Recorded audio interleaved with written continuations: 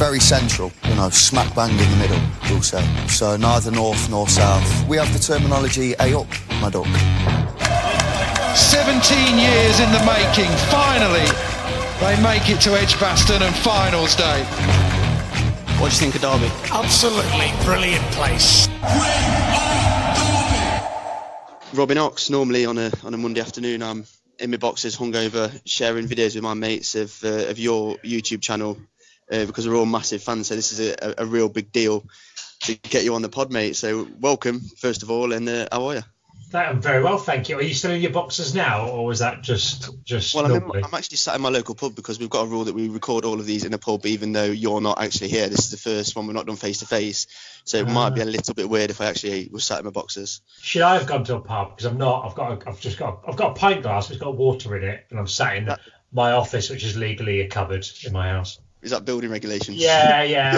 I mean, you're not allowed. It's described as a cupboard. It hasn't got any windows, and I don't think you can have rooms with no windows on, so it's a not very spacious cupboard. Brilliant. But yeah. So I'm not in a pub, but I didn't know the rules. No, that's fine, mate. Technically, you are having a pint, so yeah, we can let you off. We've got a bit of an ongoing gag. It's not really a gag when you have to explain it, but everyone we have on, like we had Lucy Spraggan on.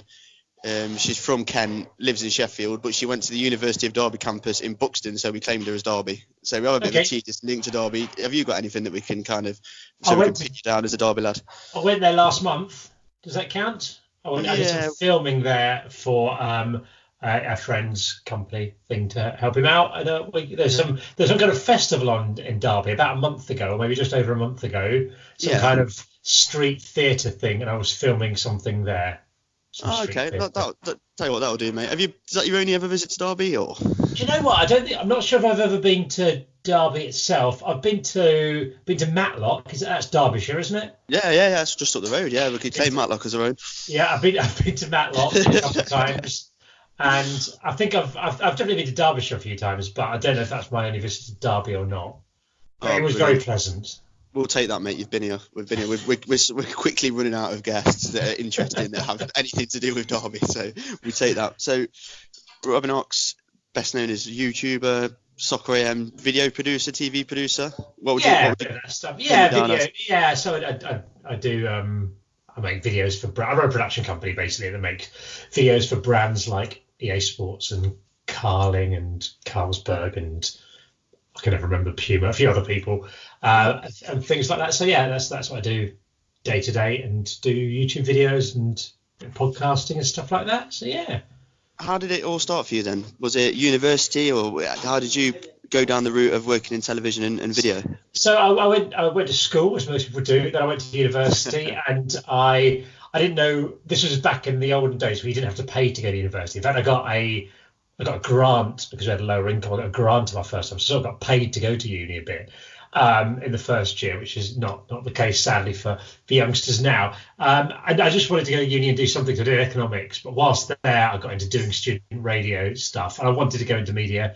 Went to Canada for a year, then came back and got a job in a TV studio as a runner, just making tea and stuff like that. And then I went to work at Soccer AM after a year of runnering. How did Soccer AM come about? Because was you, I think, from hearing stuff you've done before, you was a big Soccer AM fan before you got the actual job there, weren't you? So how did you come about getting in there?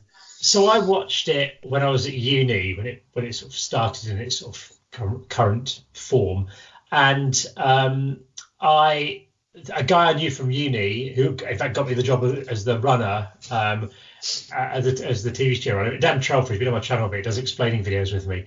He was working for Tim Lovejoy, who was the presenter of Soccer AM at the time and producer's agent, Avalon. And he said that they were looking for someone to work on Soccer AM. So I sent a CV off and I went for an interview, and they offered it to someone else, but he couldn't start in time. So I got the job. So happy days.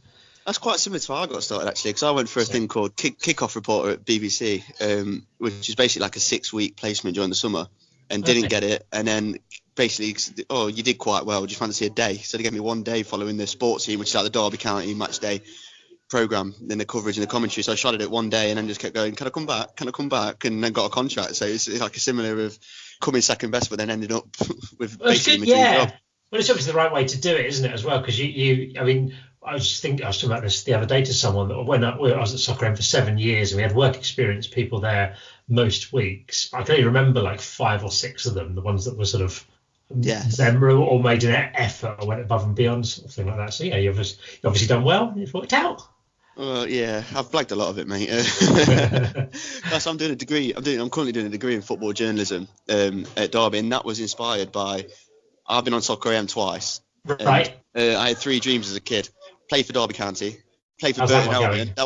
That's yeah. Tell you what, mate, they keep getting arrested. I might have to run out.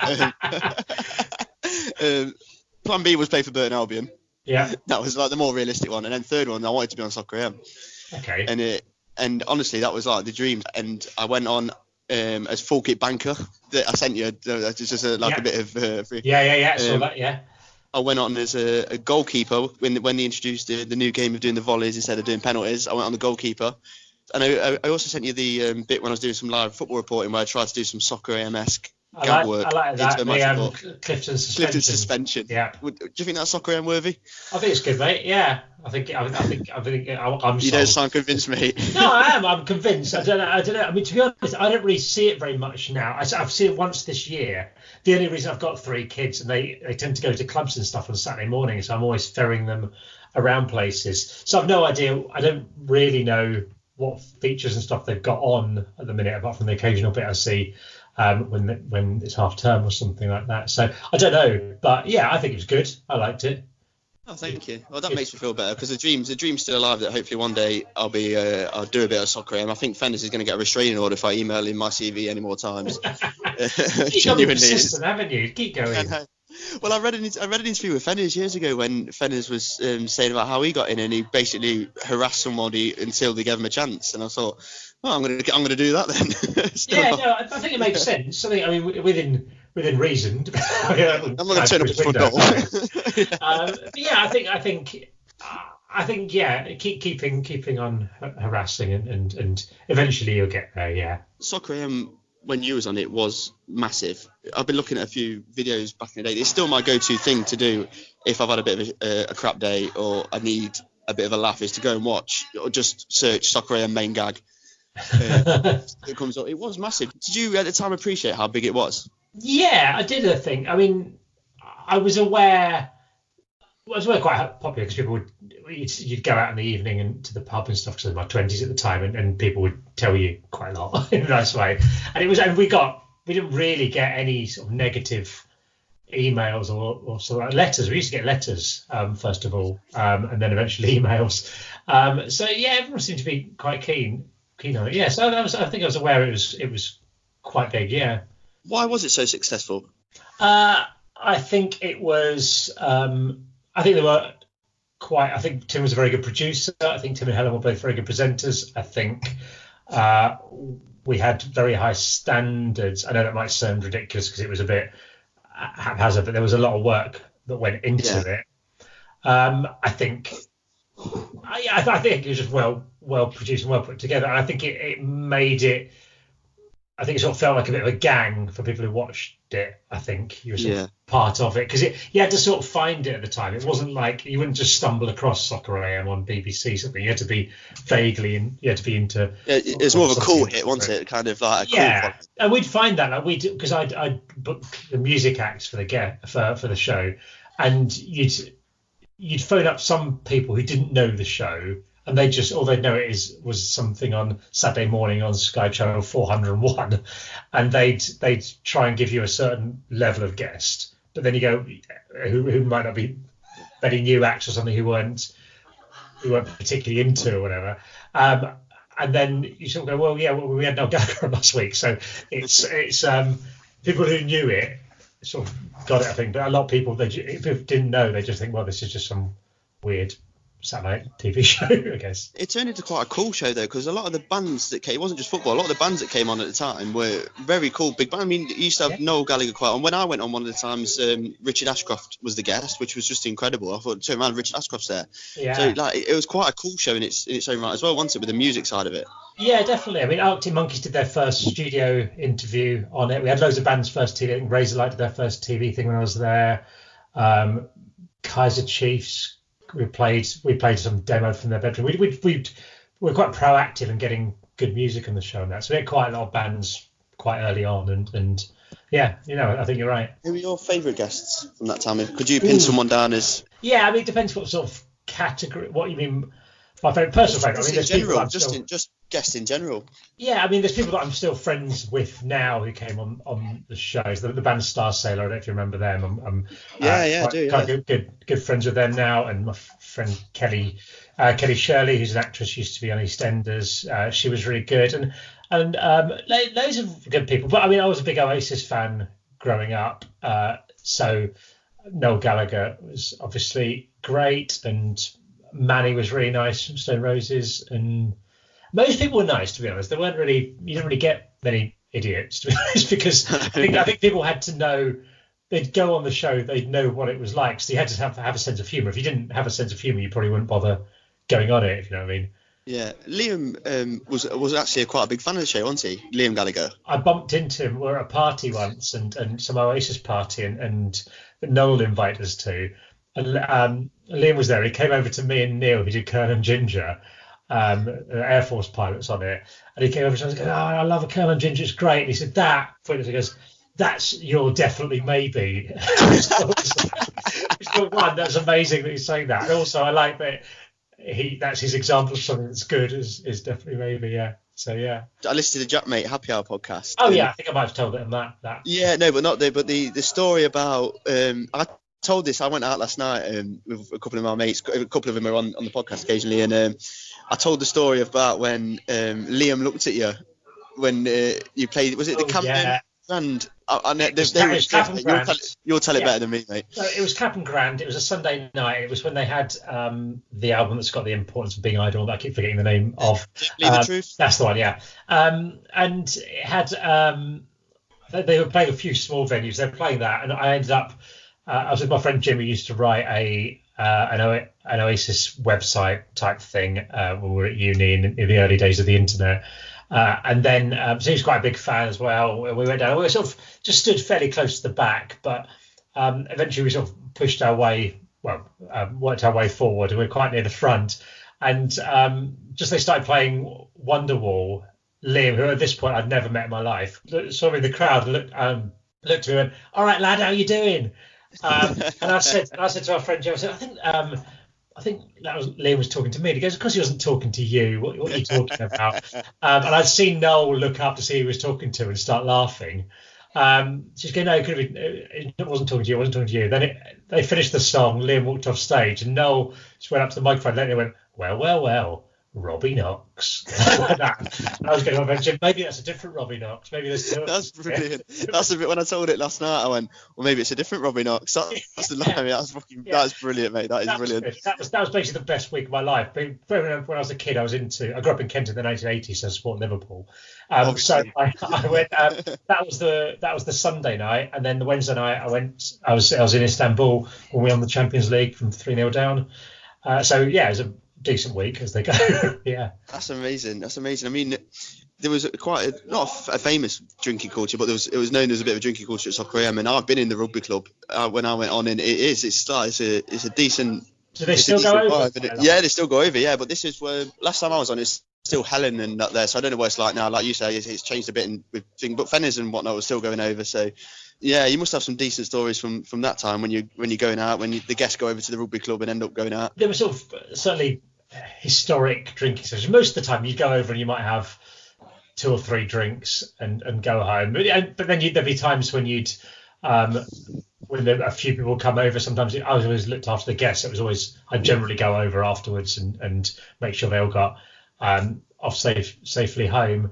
I think the biggest one we ever had was known as the Star Sailor drinking session when they came on, and it was the day of Chelsea Bolton or Bolton Chelsea, I can't remember which way around it was, and Vernon Kay had been on the show a couple of weeks beforehand, and he said, "I'll come down to the pub to watch it with you." So he came down after the show, even though he hadn't been on it, and Star Sailor on, who I'd never met at the time, and I didn't imagine they were going to be big drinkers because the music's sort of quite tender, I guess is probably a word. Yeah. And so we went over there, and it just descended Tim and Helen were over as well, and it just descended to this massive, enormous day of drinking. And I remember at some point, I vaguely remember getting a taxi and taking it to the wrong place because we were in a few taxis, and sent it to the wrong place. Instead of Bayswater, I think I took it to Shepherd's Bush. We got out of the taxi, and I sort of realised we were in the wrong place. It was just QPR had just finished, so there were loads of people. I was really drunk. It was like 5 o'clock or something, and there were people going, "Hey, Robbie, Soccer AM." And I thought, "Oh no, I'm too drunk to talk to him." So we just sort of ran away, and then hailed a taxi in the street. We got in that, and eventually turned up, and we ended up at Vernon Kay's house. And which I've never been to before. That's not a normal thing that happens. They just pop some Vernons on a Saturday afternoon. But my mate Mark had come down from, because this is an unusual. Most drinks were just in the rugby club across there. We never really went anywhere. But my friend Mark had come down from Norwich, and first time we'd been to the show, he was coming out drinking with us afterwards. He was going, "Do you do this every Saturday?" I go, "No, it's not. This is normal." But we're back at Vernon Kay's house, and he had like this. I remember he had a table that was like, it was like a pool table or a snooker table, but it had like a wooden bit on top that made it like a nice sort of dining table as well. Eventually went home after about midnight, I think, after a good 12 hours of drinking. And then I woke up the next morning, didn't feel great. I turned on the radio, and Vernon was on the radio doing his show. And the first thing I heard him say was going, "Oh God, I'm so hungover." And he started talking about this, and he said at one point, he said, Have you? He said, "If anyone was around my house yesterday and they stole my cue ball from my pool table, can I have it back?" And I did. I went and checked my coat just in case it was me. I didn't have it, but it was quite good that there was only a handful of people in the company, I think, genuinely thought, "Oh God, did I do that?"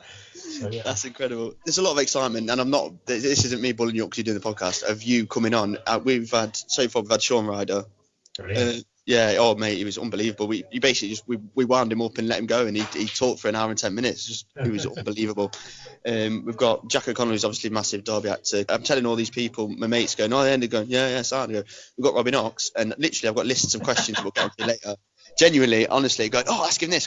So my mate Johnny, who's currently putting a breakfast show together, we've got a question for him, and I thought he was going to go with some brilliant journalistic question. He just put, "Ask him why he left." Because I'd been there for 7 years, and it was a great job to have in your 20s, but it's quite tiring. Like, you can't take any holiday during the football season. You're working for 40 weeks. Like, the hours were quite long. On a Friday, you'd probably get in at 8 in the morning, and you wouldn't finish till 1 o'clock in the morning, 3 o'clock in the morning, something. You'd be back in at 6 or 7. So it was quite a big old slog. And after you've done anything for a while, you sort of think, "I'd like to do something different." And then when we all went to do something called Channel B for a couple of years, an internet TV thing.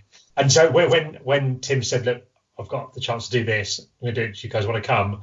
For me, it was really easy, because I think I'd been thinking about leaving, but we're doing so much fun stuff in that last year or so. Like we played football at Wembley on the opening day for 20,000 people and stuff like this, and going to the Champions League every year. We're doing all this. I didn't want to leave when everyone else was there, and then them getting messages going, "Hey, we're doing this today. We're playing in the World Cup final," or whatever. I was quite good. I'm glad I left. It was a good opportunity to leave, and I've been thinking about it for a while anyway. So just you get bored of anything after a while. Not that I was bored, you know what I mean. Yeah, I know what you're saying. Yeah. Was Channel B then your first step into doing what you're doing now? It was kind of like a sort of. People always say things ahead of their time, but they haven't done pretty well. But it was before there were sort of YouTubers. YouTube existed, but there weren't really YouTubers, and there wasn't really shows on YouTube and things like that. So it was internet TV, but we didn't really know what we were doing. It was with Simon Fuller, who did the Spice Girls and managed David Beckham and American Idol and all these, Pop Idol and all these things. But we didn't really know any of the technical stuff, really. I mean, I think there was good stuff on it. But that was when I learned to use cameras myself and edit. Well, we were in edit suites at Soccer M all the time, but there was someone else pressing the buttons. So you say, marking in here, marking out there, put that clip in there. But then we just sort of learned how to do stuff ourselves. So yeah, it did set me up quite nicely for then start my own business when that finished, and eventually YouTube. From memory, one of the first viral videos that I came across was a Channel B video with, I think it was a Channel B video. Was it the sheephead one where they're burying the Naughty cat? Ashes. Oh, they're burying the cat Yeah. one. Hello, Laura, love. What are you doing there, then? I'm burying my goldfish. Oh, dear, what a shame. Still, it's only a goldfish, I suppose, isn't it? But why are you digging such a big hole, you silly thing? Because it's inside your cat. This is where you feel old. The girl who buried the cat Oh, don't, mate. How has old? become a mum. Oh, no. Yeah, No way. yeah. That's I think incredible. It was Neil, her work with friends. Daughter That's and amazing. something like that. Yeah. But that to me, that's another video that when it comes up, there's a few. I've got go-to videos that are just make me cry when they come up. That video you see every now and then, it pops up on Facebook, like on some Yeah. weird thing like Campfire Stories or something, some weird Facebook account, and it's got like 500 million views or something every time. Yeah. It's mad. Yeah, it's incredible. It still makes me laugh. There's that. That's one of my go-to ones. And the other one is I don't know if you remember it, the US Army Jag on Soccer AM, when it was the Vietnam US Yes, Army. no, I do when it remember came that. out. Yeah. with Gavin the Henson's on. Charlotte Church. Did you roger that? That's my joke. I wrote that. Was it? Yeah, I do remember that. Yeah, it was. Yeah. Go ahead. Guest on today's show, Gavin Henson. Charlotte Church. Charlotte Church. Did you roger that? You did? Good. Okay, look, I'm on reconnaissance here, and I'm looking for our camouflage expert. Have you seen him? No, I haven't seen him. God damn it, that guy's good! That was really good because it was everyone involved, wasn't it? We're going round in circles. Yeah, it's going around. He kept coming around and going. What was it? Arsenal season over.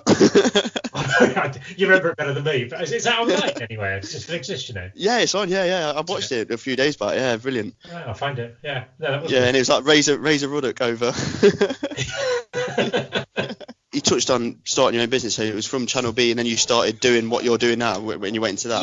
Yeah. So I started my own. I basically got made redundant because we spent loads of money and didn't make any money, so eventually they politely asked us to leave, which was understandable. So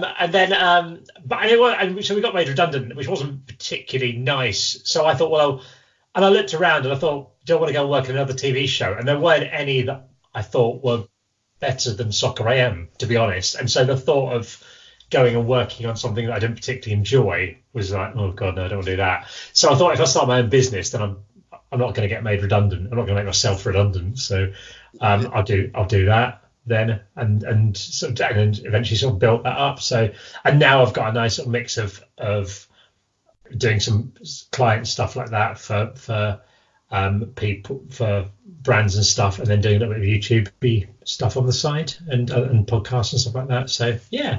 It's a nice mix. You're doing a lot with Tubes as well at the minute, aren't you? Yeah, so he does his golf thing. So I've been saying to him for ages, you should start up a YouTube channel. And I think his brother was saying, I think his brother had the idea of getting a golf YouTube channel.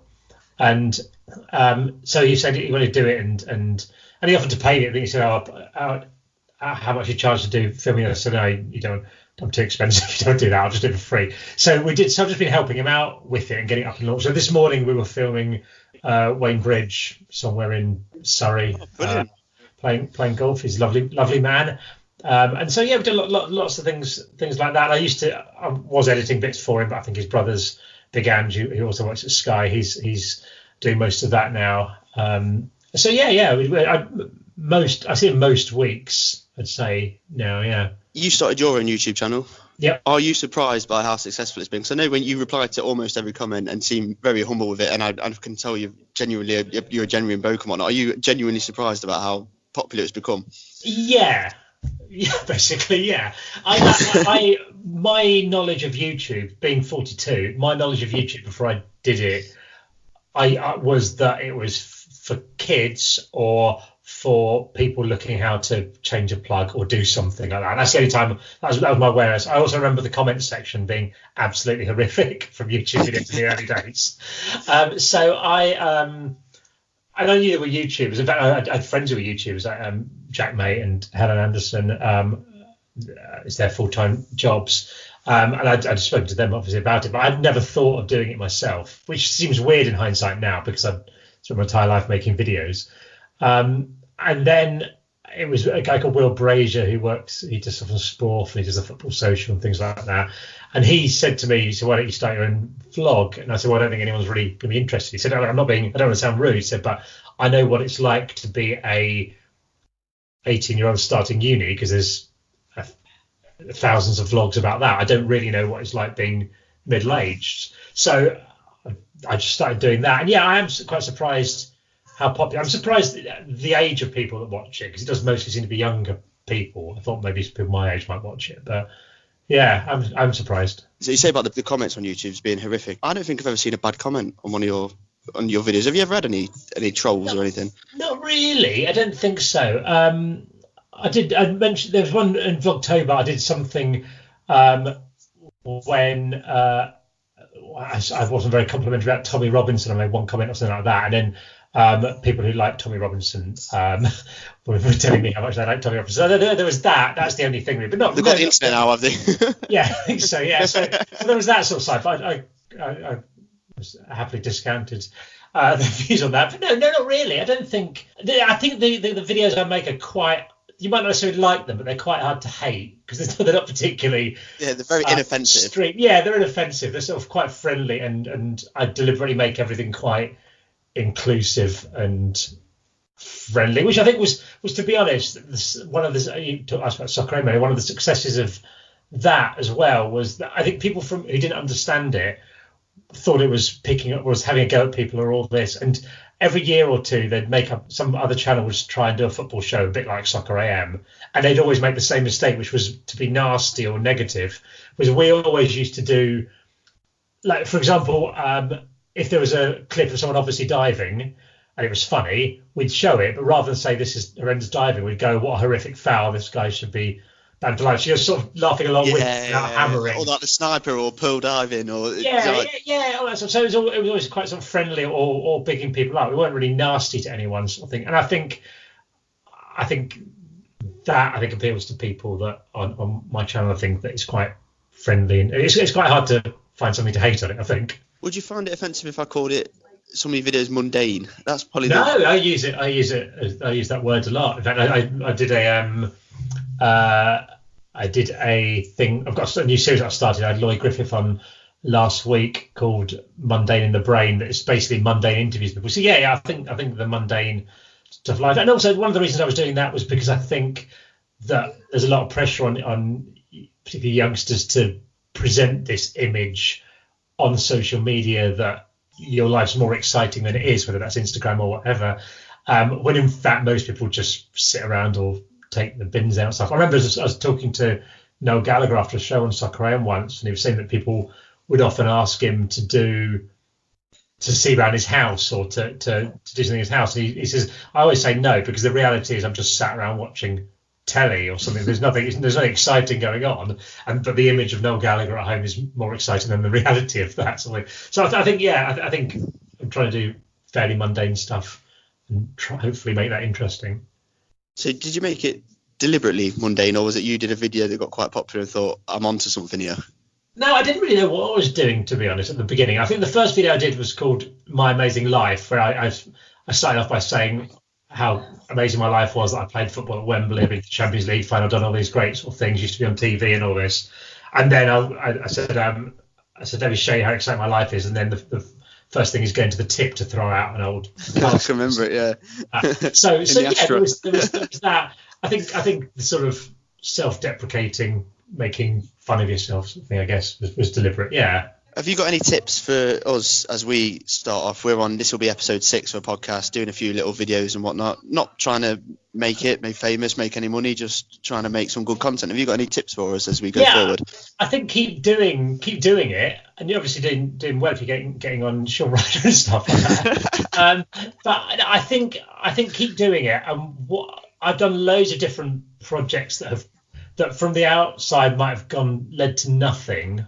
Or you could say, well, that wasn't a success or something because I've stopped doing them or something like that. I've done a couple of different podcasts in the past, but everything leads to something I think, or gives you some skill, or you meet someone that somewhere down the line is useful. And so I think just keep doing it, and don't necessarily just worry about making it good, and don't necessarily worry about the success or the numbers or anything else, because you never know what will happen from it, if that makes sense. Do you mind, just to finish, do you mind, I asked for questions yesterday, and unbelievably, we've got some. Do you mind if I read some out and answer? Mate, go for it. I mean, no rush whatsoever. Some of these are incredible. So Brilliant, I'm ready. Right, this is from Pete in Derby. Robbie's tash shoots him down to the ground. He really owns it. Does his missus actually like it, or has she just accepted it's part of the Robbie Knox brand? Accepted, I think, rather than likes it. I think when she met me, I had a beard. In the early days of beards, before most people had beards, and she really liked the beard. But now, no, I don't think she's particularly keen on the tash. I think she's just given up moaning about it, because she's worked out that the more she moans about it, the more likely I am to keep it. Next one. I can't imagine Robbie ever getting angry, ever. What's the angriest you've ever been, or what particularly annoys you? That's from Oscar. Joe, well, this morning I got quite annoyed. I was trying to get around to Tubes to do some filming. It took me 2.5 hours to get around the M25 on a journey that's about 50 minutes normally. So I got a little bit annoyed there, but I deliberately try and avoid stuff. I don't really get angry, I don't think, but I deliberately will avoid stuff that makes me angry or will wind me up. Like, for example, if I'm going into London to film, I don't really like driving in busy traffic. I don't really like people cutting you up or all that. So what I would do is I would drive if I need to drive because I've got camera equipment or something that's too big to take on the train. I'll drive until the point that I start to get annoyed with the traffic, and then I'll pull over and get an Uber the last bit of the way because I intentionally avoid things that annoy me. So yeah, I don't like getting annoyed, so I just try and avoid it. But it takes quite a lot to wind me up. Yeah. Craig asks 3 current or ex-footballers that you go on the piss with. Ooh, good question. Current or ex-footballers that I'm going to piss with. Razor's got to be there somewhere, hasn't he? Razor, I said, yeah, probably. It's a bit mental. He twisted my nipples once. It's the most physical pain I've ever been on the show. I'm trying to think who we have been out drinking with who's been particularly fun. Didn't you go out with Lampard once? Have I made that up? No, I wasn't there. I went. Neil, some of the other guys went out, and I think they were sick. Neil was sick on his shoes or something. I think that's one of those stories. That's the story. Yeah, I think that's one of those stories that's been slightly doctored. Like Chinese whispered, yeah, and it was something along those lines. Who's been particularly good fun?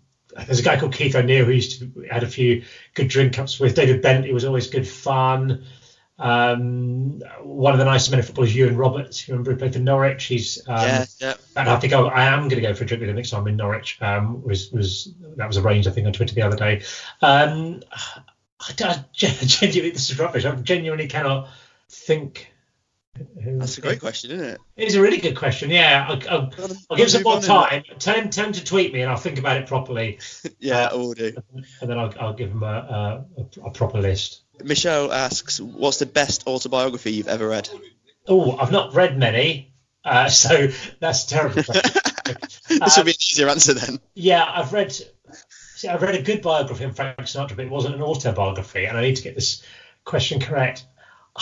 Oh, I'll tell you what the best one is. There's a book about Motley Crue, the heavy metal band Motley Crue. They've got a book called The Dirt, where it's all written from their own perspectives. So all 4 of them. Is that the one that was made into the Netflix? Yeah, I've not seen the Netflix thing. Yeah, I've not seen it. I think it's based on it. Yeah. Yeah. But the book's brilliant because there's stories. They write their own separate bits, and then at the end, I think they get to read each other's a bit. So one of them's like had sex with the other one's wife or something like this, and the other one didn't know. So I can't remember what it is, but it all comes together sort of quite nicely. But it's absolute debauchery. That's probably my favourite autobiography, I'd say. But I do I've got some friends who are absolute experts in football autobiographies because I do a podcast on Spotify called Football Legends that's exclusively on Spotify. And there's only like 10 episodes, but I think it's going to come back next year.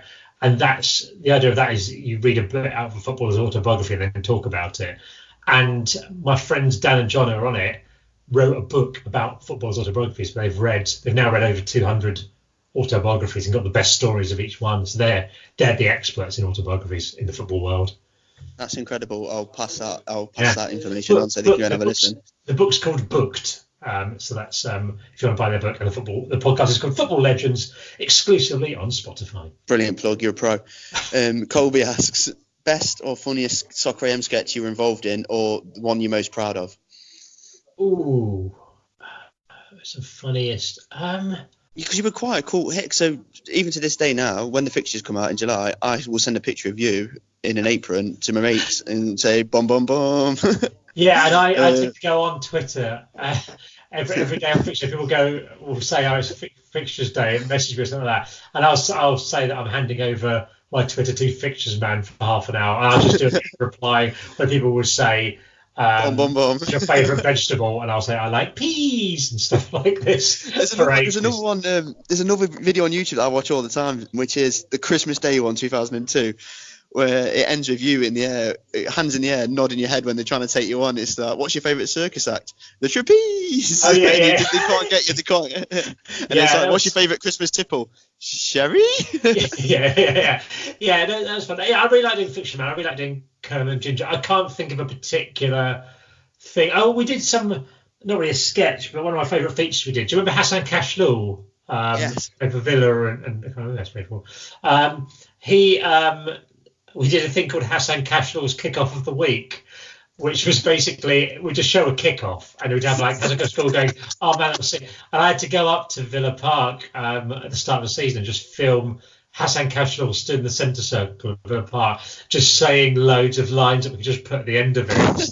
That we then put out throughout the season. I remember him doing, and he made loads of them up himself. It was so funny. I remember him just going at one point, "Oh, call the police!" So that became like an office catchphrase for ages. You get these little things that people would say, like that we just get repeated in the office all the time. Like I remember Rule Fox had opened a restaurant in Ipswich, I think, and he was going around in the most footballer way ever. He said, "This is the second dining room, to be fair," which was an amazing use of the words, "to be fair." And people just say that all the time as well. So I can't remember what the question was now. Sketches. I personally like doing Colonel and Ginger. I found that really enjoyable. Yeah, that's one of my first memories, because being a bit younger, that was one of my first soccer memories them times. I'll tag one of my own quickly on the end. There's one more to this, and then I'll let you go. Did you ever get sick of people walking up to you in the street and calling you a tramp? Because I imagine that must have happened. Not really. I mean, it did happen, but no, I didn't really get sick. Everyone was very nice. Like there's worse things. They could shout at you. No, not really. No.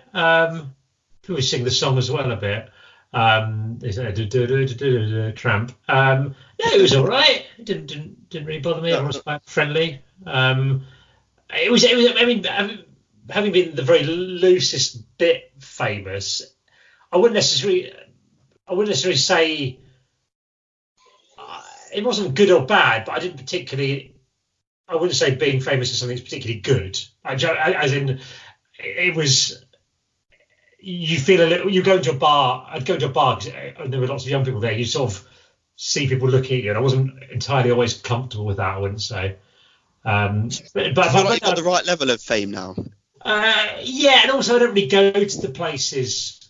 I like this. I wouldn't want to be someone who's properly famous. I think it'd be horrible. But I don't really go to. I go to pubs, but I go to pubs on Sunday afternoon or with friends occasionally in the evening. But I'm not going to the same places in general, I'd say, as the people who watch my videos. I wouldn't say. I mean, I was filming for my actual work at a careers fair called Skills London on Friday, which is like the UK's, I think, biggest jobs fair for 18 to 24-year-olds or something like that. And there, people were coming up to me and saying, "I love your videos." And my client, who were the people who organised it, was sort of going, "What's going on? Why are they talking to you?" So that, and then I did a 10k on Sunday, and I was running along, and someone came running alongside me saying, "I really like your videos." "Oh, thanks." But in general, I mean, most of the time, I'm just taking my kids to kids clubs and stuff and picking up from school. So it's quite manageable. I don't think it would be good to be. I don't think I'd enjoy being really famous. No. Right. Last question. This is from Sheffield United midfielder Ben Osborne, who's the biggest fan of you I've ever met. He's a massive fan of you. Genuinely, hand on heart, we've been me and him. We've been I'll send you in a bit actually. The screenshots of the conversation we've had planning this interview is unbelievable. Amazing. He's like been like a non-executive producer. And I asked him what do you want to ask, and he's from Ben Osborne, taking the bins out or loading the dishwasher. What's That's my his favourite? question. Yeah, which would you rather? Well, I've got to say, loading the dishwasher is good. I'd much rather I like loading the dishwasher. I don't like emptying the dishwasher. I think emptying the dishwasher is the worst part of it. So the dream is for someone else to empty the dishwasher and me to load it and turn it on, because I like making the decision whether to put it on intense wash or normal wash. And my wife will get annoyed and go, "Why is the dishwasher still on?" I went and put it on intense wash, and she'll be like, "It takes too long." And I go, "No, but you didn't see how dirty the dishes were." Like, and well, you can just scrub them, and then they'll go, "Well, yeah, I don't want to. I've got intense wash to do that for me." So that's good. But I like being outside in the morning, and I always think when I go to take the bins out, I think, "Oh, I don't have to take the bins out." But then once you're actually taking the bins out, it's quite nice being outside. Except we do have a mouse in our bin box thing where the bins live before they get transported to the curb. So that seems to be ripping open bin bags. There's now loads of debris there that at some point I'll need to clean out. I've gone off on a bit of a tangent, so that's good. I like how you've approached it from such a positive angle, as if they're both brilliant. They're both brilliant, and you're out doing them both, but one of them's more brilliant.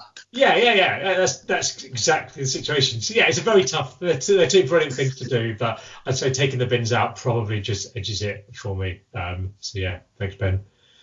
What a way to end. Robbie Knox, thank you so much. It's been unbelievable to speak to you, mate, and hopefully at some point in the future we'll get you back on if that's all right. I'd absolutely love that. Yes, marvellous. Well, thank you, and I hope I've done the proud city of Derby proud. It is a city, isn't it? There's a cathedral. Yeah, it's the city. Yeah, 1972, marvellous. or 77, one of them. Yeah, lovely. Thank you very much, mate. Speak to you soon. Cheers, mate. Thank you.